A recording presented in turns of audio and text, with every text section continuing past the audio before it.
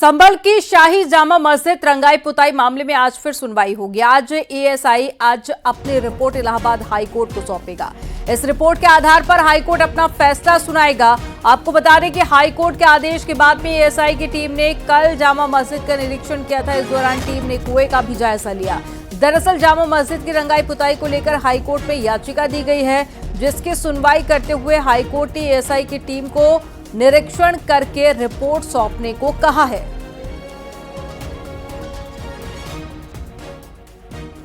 ASI की team ने कुएं का निरीक्षण किया है। जामा मस्जिद रंगाई पुताई केस पर आज फिर सुनवाई होगी और आज संभवतः ये माना जा रहा है कि कोर्ट अपना फैसला सुना सकती है।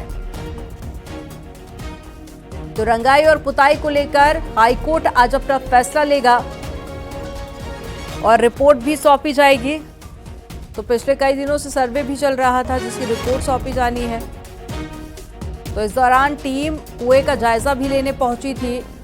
जामा मस्जिद की रंगाई पुताई को लेकर हाईकोर्ट में याचिका दी गई थी। सर्वेश हमारे साथ में जुड़ गए हैं। सर्वेश, आज एक बार फिर से सुनवाई होनी है मामले की, क्या उम्मीद कि आज फैसला आ सकता है? देखिए, निश्चित तौर पर आज फैसला आ सकता है। कोर्ट ने कल की सुनवाई में यह आदेश दिया था कि मस्जिद की रंगाई पुताई हो सकती है, इसमें कोई अवैधानिकता नहीं है, इसमें कोई परेशानी नहीं है। लेकिन कोर्ट ने ये कहा था कि एएसआई को 3 सदस्यीय टीम गठित की थी, जिसमें एक प्रशासनिक अधिकारी को भी शामिल किया गया था और जिसे जो है मौके पर जाने की भी इजाजत दी गई थी। और कल वह टीम मौके पर गई भी थी। डीएम एसएसपी संभल के मौजूद थे और आज वो रिपोर्ट कल शाम को ही प्रेषित करनी थी। अब देखना यह है कि वो रिपोर्ट आ गई है कि नहीं, और उस रिपोर्ट के अवलोकन के बाद ही कोर्ट इस मामले में कोई जजमेंट सुनाएगी। दरअसल संभल की शाही जामा मस्जिद की ओर से रमजान से पहले, चूंकि रमजान 2 तारीख को शुरू हो रहा है 2 मार्च से, उसके पहले ये मांग की गई थी कि जामा मस्जिद की रंगाई पुताई का काम किया जाना है।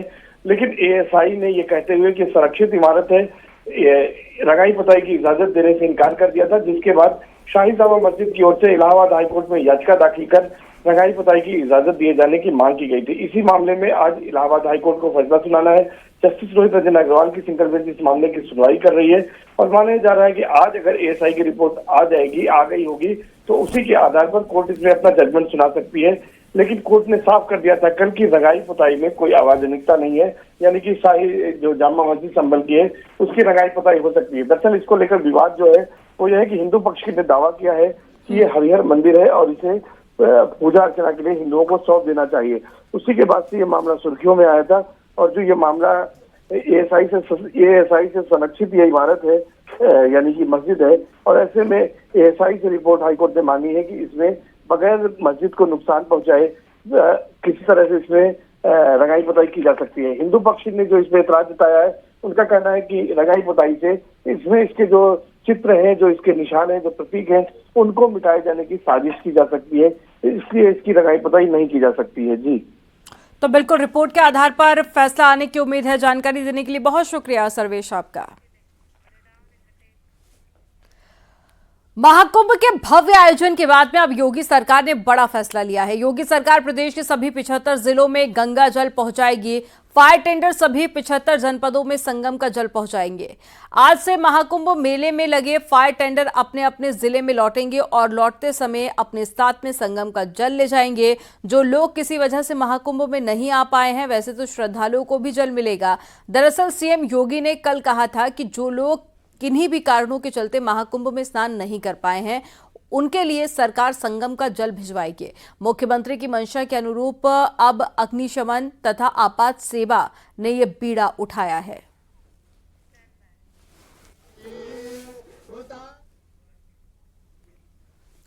और दिल्ली, एनसीआर और यूपी के कई शहरों में आज और कल बारिश हो सकती है। मौसम विभाग ने बारिश की संभावना जताई है और इससे पहले कल दिल्ली समेत पूरे एनसीआर में गुरुवार सुबह से ही मौसम का मिजाज बदला हुआ दिखाई दिया। आसमान में बादल छाए रहे और अधिकतम तापमान में गिरावट दर्ज की गई। मौसम विभाग के मुताबिक 28 और 1 मार्च को बारिश का सामना भी लोगों को करना पड़ सकता है, जिसको लेकर अधिकतम तापमान में गिरावट होगी। मौसम विभाग के अनुसार राज्य के कई हिस्सों में हल्की से मध्यम बारिश हो सकती है। वेस्ट यूपी में बूंदाबांदी और पूर्वांचल में हल्की बारिश का अनुमान जताया गया है। नोएडा और गाजियाबाद में बारिश हो सकती है। इसके अलावा लखनऊ, मेरठ, आगरा, पीलीभीत समेत कई ऐसे जिले हैं जहां पर मौसम में बदलाव की संभावना है।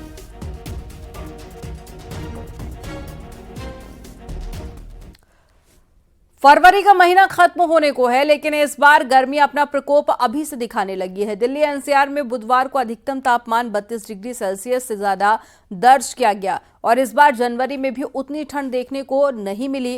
क्या मौसम की इस बदलती चाल से आने वाले दिन गर्मी पसीने छुड़ाने वाली है? आपको दिखाते हैं।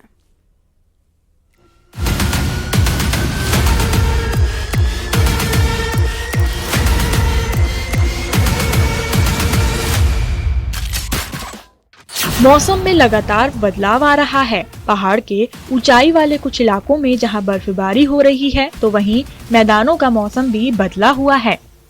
मैदानों में अब सुबह शाम ठंड भी काफी कम रह गई है, तो वहीं दिन में गर्मी बढ़ने लगी है।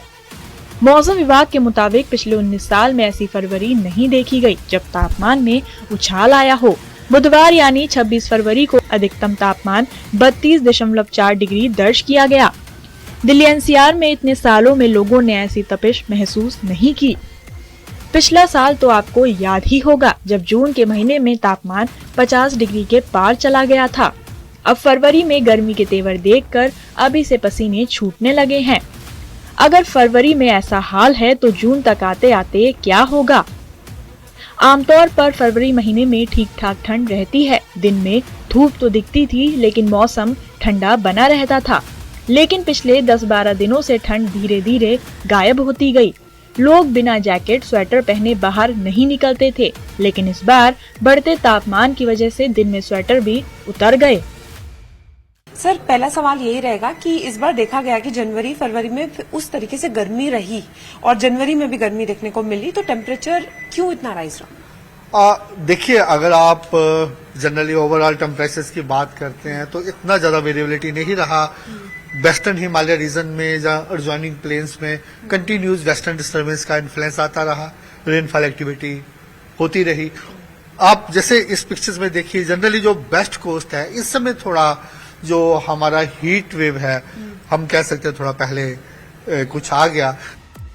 अक्सर देखा जाता रहा है कि मार्च में होली के बाद गर्मी शुरू होती थी, लेकिन इस बार मौसम का चक्र एक महीने पहले ही बदल चुका है। जनवरी में जहां कड़ाके की ठंड पड़ती थी, वहीं इस बार ऐसा देखने को नहीं मिला। 1 से 23 जनवरी के बीच महीने का औसत न्यूनतम तापमान 8.7 डिग्री रहा, जो सामान्य से लगभग 2 डिग्री सेल्सियस ज्यादा था। इस महीने का सबसे कम तापमान 4.8 डिग्री रहा, जो 9 जनवरी 2025 को दर्ज किया गया था। जनवरी महीने में पहला मौका था जब तापमान 5 डिग्री से नीचे गया। वहीं 31 जनवरी को अधिकतम तापमान 27 डिग्री दर्ज किया गया। इस समय आप जो टेम्परेचर्स हैं स्पेसिफिकली कोंकण में, महाराष्ट्र में, मुंबई में पिछले 2 दिनों से हीट वेव कंडीशंस देखने को मिल रही है। मेन वहां जो हमारा थ्रेशोल्ड होता है कि जब कोस्टल एरिया के टेम्परेचर्स 37 हो और डिपार्चर 4.5 से ज्यादा हो, तो वैसा सिनेरियो बना हुआ है, जिसके कारण क्या है। और दूसरा जो उसका रीजन क्या है कि ईस्टर्ली हवाएं आ रही हैं, लैंड से हवाएं आ रही हैं। जनरली क्या होता है कि सी ब्रीज आता है तो टेम्परेचर ड्रॉप हो जाता है, तो जिसके कारण हमारा अनुमान है कि वहां पिछले 2 दिनों से हीट वेव था, आज भी रहने का अनुमान है। उसके बाद थोड़ा टेम्परेचर में वहां गिरावट आएगी, हॉट एंड ह्यूमिड रहेगा। गर्मी बढ़ने के पीछे हवा में आर्द्रता की कमी है, जिसकी वजह से सूर्य की किरणें सीधे धरती पर पड़ रही हैं और गर्मी बढ़ रही है। मैदानों में जहां दिन में गर्मी असर दिखा रही है, तो वहीं ऊंचाई वाले कई पहाड़ी राज्यों में बर्फबारी हो रही है। जम्मू कश्मीर के अलावा हिमाचल प्रदेश और उत्तराखंड में येलो अलर्ट जारी किया गया है। कहीं पर बर्फबारी तो कहीं बारिश का अनुमान है। हमारा आने वाले 2 दिनों में अनुमान है कि हिमाचल प्रदेश में 2 दिन के लिए हमने ऑरेंज अलर्ट दिया है। वहां हम very heavy rainfall, mean 12 centimetre से ज्यादा रेनफॉल हो सकता है, और साथ में हिल स्टॉर्म का भी अनुमान है। उसके लिए 2 दिन का हमारा ऑरेंज अलर्ट है। सिमिलरली अगर जम्मू कश्मीर की बात करें तो आज हम वेरी हैवी एक्सपेक्ट कर रहे हैं, और कल हैवी, वहां भी हमारा कंटिन्यूस रेन हो रहा है। आज भी हैवी रियलाइज हुआ, वहां भी हमारा ऑरेंज अलर्ट है। इसके अलावा उत्तराखंड में भी हमारा heavy rainfall plus hello storm का एक्सपेक्ट कर रहे हैं। मौसम विभाग के मुताबिक अगले 2 दिन में पश्चिमी उत्तर प्रदेश समेत कुछ इलाकों में बारिश की संभावना है, जिसकी वजह से तापमान में थोड़ी गिरावट की उम्मीद भी जताई जा रही है। लेकिन जनवरी के बाद फरवरी में जिस तरह से गर्मी बढ़ रही है, उससे आने वाले दिनों में गर्मी का प्रकोप भी दिख सकता है। वेस्टर्न डिस्टर्बेंस की वजह से काफी सारे क्लाइमेट चेंजेस देखने को मिल सकते हैं और हो सकता है कि अभी कुछ टाइम बाद जो है वो दोबारा से टेम्परेचर राइज हो जाए, लेकिन अभी के लिए जो वेस्टर्न डिस्टर्बेंस है उसके अकॉर्डिंग जो है कई जगह पर बारिश का अलर्ट जारी कर दिया गया है। कैमरामैन हरीश के साथ फराह खान, न्यूज़ 18।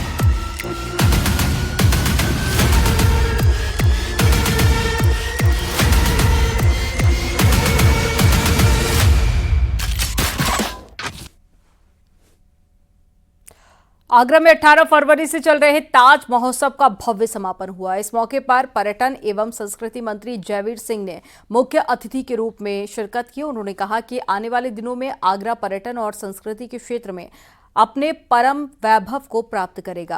पर्यटन मंत्री ने कहा कि प्रदेश सरकार का आगरा के पर्यटन विकास को लेकर विशेष ध्यान है। इसी क्रम में पर्यटन को बढ़ाने के लिए विभिन्न योजनाओं पर काम चल रहा है। आगरा जिलाधिकारी ने बताया कि दूर दराज से आए अलग अलग राज्यों के शिल्पियों की कला का अनोखा प्रदर्शन किया गया है। हमारी परंपराओं को, हमारी धरोहरों को संवर्धित करने के लिए एक नया यहाँ हमारे कलाकारों को मंच मिला होगा, दर्शकों को एक नया अनुभव मिला होगा और इसके द्वारा जो हमारी एक कल्चर है, जो सांस्कृतिक रूप से मेल जोल, भाईचारा, सामाजिक समरसता का एक संदेश इस धरती से भी गया होगा, ऐसा मुझे। एक तरफ से सांस्कृतिक का कुंभ था ये, तो हर वर्ग के हर लोगों को ध्यान रख के कार्यक्रम आयोजन किया गया। जो यंग लोग हैं, मिडिल एज के ग्रुप है, ओल्ड एज के, सारे लोगों को एक ध्यान में रखते हुए आज कलाकारों को बुलाया गया था। एंड जैसे कन्हैया मित्तल जी आए थे, सुनील ग्रोवर जी आए थे। गौतम बुद्ध नगर में फिल्म सिटी बनाने के लिए फिल्म निर्माता बोनी कपूर 230 एकड़ जमीन पर आधिकारिक तौर पर अपना कब्जा ले लिया है।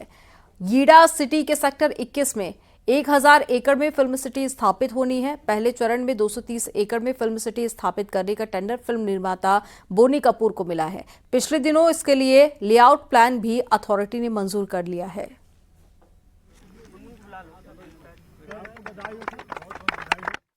जो यहाँ डेवलपमेंट पोटेंशियल है that can not even be fathom, वो एक सोच से भी परे है। यहाँ पे जो जो चीजें आएंगी, be the good film institute, academy, sound stages, एक एक चीज जो मूवी वर्ल्ड से जुड़ी होती है। बहुत से स्टूडियोज विजिट हुए वर्ल्ड के, बहुत सी चीजें हमें नई सीखने को मिली। उसको हम बेहतर करके कैसे यहाँ पे इम्प्लीमेंट कर सकते हैं। जरूरी नहीं है कि एक चीज कहीं पे अच्छी है तो एग्जैक्टली वहीं कॉपी कर ली जाए, नहीं। हमने ये देखा है कि कौन सी चीज अच्छी है और इंडियन ऑडियंस को या इंडियन मूवी प्रोड्यूसर्स को, इंडियन डायरेक्टर्स को उनमें से क्या क्या चीजें चाहिए, उनके बेस्ट कॉम्पोनेंट्स हटा के हम यहाँ लेके आए हैं। हमारे साथ बातचीत के लिए अब बोनी कपूर है, सीधे बातचीत करते हैं। सर, आज फिजिकल हैंडओवर हो गया है, आप यहाँ पर पहुंचे भी हुए हैं। ये जी तो डॉक्यूमेंट है उसका और यही जमीन है। हाँ, तो सर कितना एक्साइटमेंट है और साथ ही इस फिल्म सिटी में क्या कुछ रहने वाला है, क्या आप बताना चाहेंगे? खैर, ये प्लान तो पूरा हमने अथॉरिटी को दे दिया है।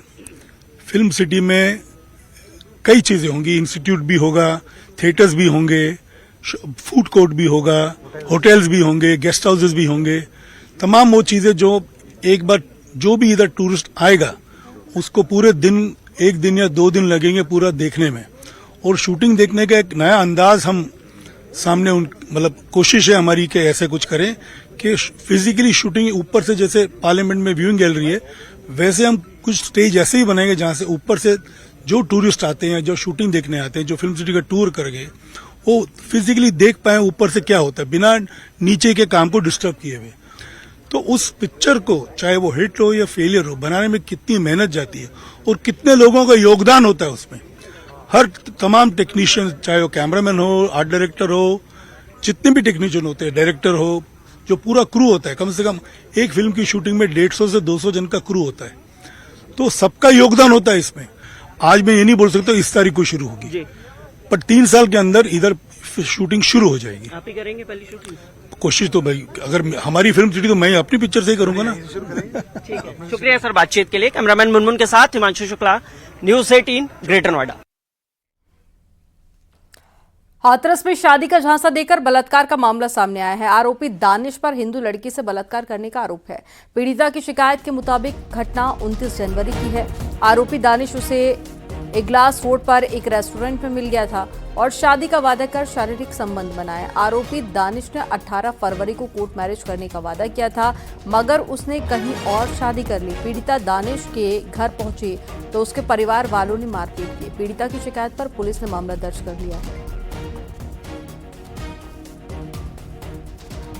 स्टूडेंट है, वहाँ पर मुझे ले गया और शादी का झांसा देकर 3 बार मेरे साथ सारा ये संबंध बनाए और मुझसे बोला हम दोनों कोर्ट मैरिज करेंगे। तो सर जब मैं कोर्ट मैरिज का तारीख 18 तारीख पहला महीना सन 2025 को जब मैं कोर्ट मैरिज करने का इंतज़ार कर रही थी, ना ही दानिश आया, ना ही दानिश का कोई फ़ोन आया। दी थी सर कोर्ट वाले हाथरस में दी थी सर, अभी मेरी कोई सुनवाई नहीं हो रही है। तो यहाँ कप्तान ऑफिस आए हैं फिर आप? आए थे सर। तो कप्तान साहब ने क्या कहा है आपको? बोला है हम कर देंगे सर, देखते हैं अभी तो। महाकुंभ में वायरल हुई मोनालिसा की लोकप्रियता लगातार बढ़ती जा रही है। वो सोशल मीडिया पर अपने नए नए वीडियो शेयर करती हैं और मोनालिसा अपने पहले विदेशी दौरे में नेपाल में पहुंची, जहां वो अपने फैंस से घिर गईं।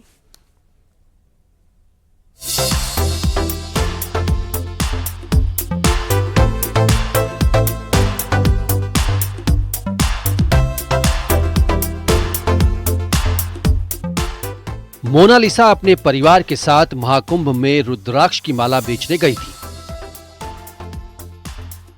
लेकिन उसने कभी सपने में भी नहीं सोचा था कि उसकी जिंदगी यहीं से यू टर्न ले लेगी। पहले उसे फिल्म का ऑफर मिला, उसके बाद वो केरल के एक कार्यक्रम में ज्वेलरी ब्रांड के प्रमोशन में पहुंची। मोनालिसा अभी अपनी पहली फिल्म के लिए ट्रेनिंग ले रही हैं। डायरेक्टर सनोज मिश्रा ने अपनी फिल्म में उसे रोल दिया है। अपनी पब्लिसिटी को बढ़ाने के लिए मोनालिसा अलग अलग जगहों पर दिखाई दे रही हैं।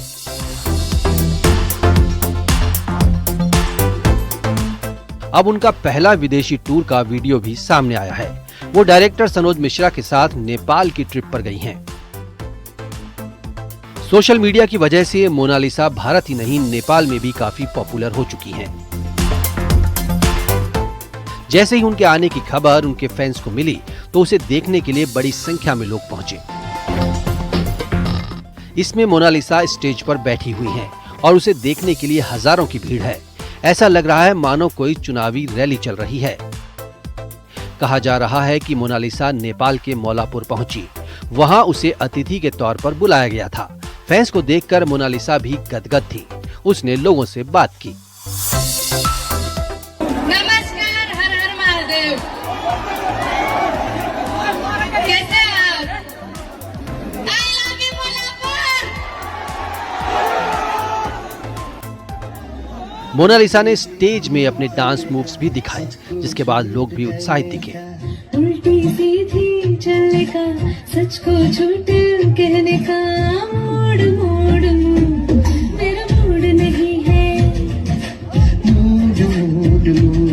मेरा मूड नहीं है, बीबी सोना बतने का, बिन गलती सॉरी कहने का। मोनालिसा नेपाल जाने से पहले पटना एयरपोर्ट पहुंची थी, जहां फैंस ने उन्हें घेर लिया और उनके साथ सेल्फी भी खिंचवाई। मोनालिसा सोशल मीडिया पर तो पूरी तरह छाई हुई हैं। अब उनका फिल्मी सफर कैसा रहेगा, ये देखने वाली बात होगी। Bureau report, news 18।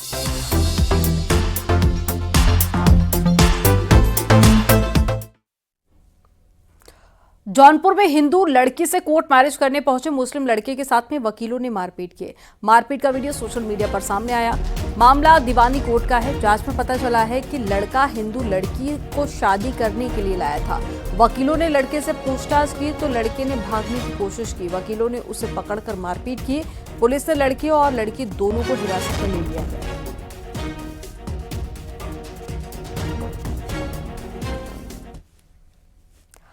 और मथुरा में होली का रंग चढ़ा हुआ है, जिसे देखने के लिए श्रद्धालु भी होली का आनंद उठा रहे हैं। बरसाना में खेले जाने वाली लठमार होली और लड्डू होली लोगों के लिए आकर्षण का केंद्र होती है, जिसकी शुरुआत प्रथम चौपाई गाकर हुई।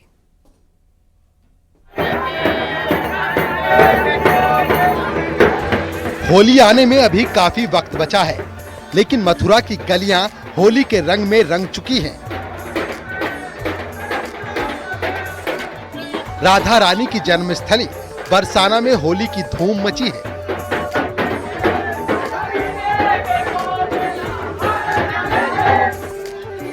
देर शाम धूमधाम से होली की पहली चौपाई निकाली गई। इस दौरान होली के रंग में सराबोर होकर खूब गुलाल उड़ा।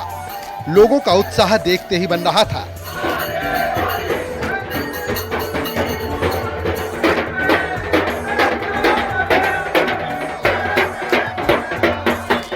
एक दूसरे पर रंग डालकर लोग नाचते गाते लाडली जी मंदिर से रंगीली गली के रंगेश्वर महादेव मंदिर तक पहुंचे।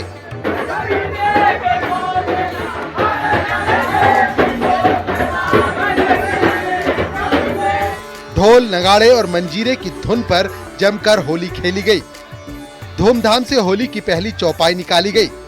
दूसरी चौपाई अब 7 मार्च को निकाली जाएगी। इस दिन लड्डू मार होली होगी, जबकि इसके अगले दिन लठमार होली खेली जाएगी। द्वितीय चौपाई हमारी फाल्गुन शुक्ला अष्टमी के दिवस, जिस दिन लड्डू होली होगी। उसके बाद तृतीय हमारी चौपाई फाइनल जो बनती है फाल्गुन शुक्ला नवमी के दिन, जिस समय भगवान श्याम सुंदर अपने ग्वाल अनुसार लठामार होली खेलने आएंगे। वो यहीं पर रंगीली चौक पर रंगीली गली के प्रांगण में यहाँ पर ये चौपाई का जो है ज्ञान होता है। इस चौपाई में हमारे बाहर रसिक जनों की जो रचित होलियों का पद गायन होता है। जय जय श्री राधे। राधा रानी के गांव बरसाना में बसंत से ही होली महोत्सव की धूम मची हुई है। बरसाना में खेले जाने वाली लड्डू और लठमार होली आकर्षण का केंद्र होती है। इस होली को देखने के लिए देश ही नहीं विदेशों से भी श्रद्धालु बड़ी तादाद में पहुंचते हैं। मथुरा से न्यूज़ 18 के लिए नितिन गौतम की रिपोर्ट।